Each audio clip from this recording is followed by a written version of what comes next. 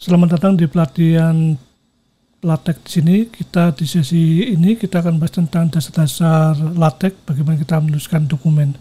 Ada banyak topik yang kita akan bahas di sini, mulai dari struktur dari dokumen LaTeX itu sendiri, kemudian kita memberikan komen, terus kita bekerja paragraf dan format teks, daftar isi, formula matematika, kemudian pengaturan layout sama elemen dokumen. Serta kita juga bisa mengenal beberapa ukuran paper size dan kita implementasinya ke sana. Bekerja dengan multi kolom ini cukup penting karena mungkin kita akan buat satu artikel atau berita yang mungkin bisa berbasis kolom. Setelah itu kita bisa menyisipkan gambar dan citasi dari gambar tersebut pada dokumen LaTeX, dan juga kita bisa memasang gambar ketika dokumen itu multi kolom.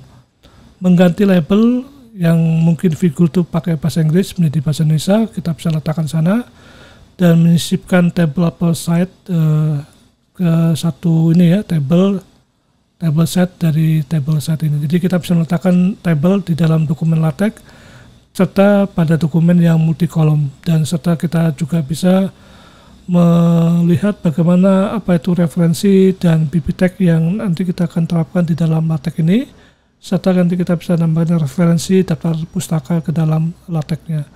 Indeks, kita mulai dari pengenalan indeks dan penerapannya di dalam dokumen LaTeX. Serta kita akan lihat bagaimana studi kasus untuk multi-file dokumen yang besar. Kita ada beberapa file yang kita bisa kompilasi ke dalam LaTeX ini. Bekerja dengan font, ukuran font, termasuk stylenya, warna, itu bisa kita bahas di sini.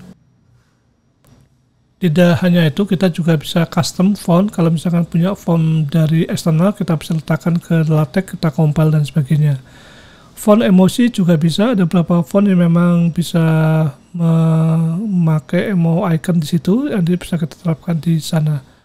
Kalau misalkan teman-teman kita yang ada programmingnya, kemudian kita letakkan dalam dokumen LaTeX, nah ini kita akan bahas bagaimana kita menyisipkan potongan kode program ke dalam dokumen LaTeX, dan kita juga bisa memberikan latar belakang pada dokumen dengan cara memberikan warna, atau kita bisa gunakan background dari gambar atau foto di situ.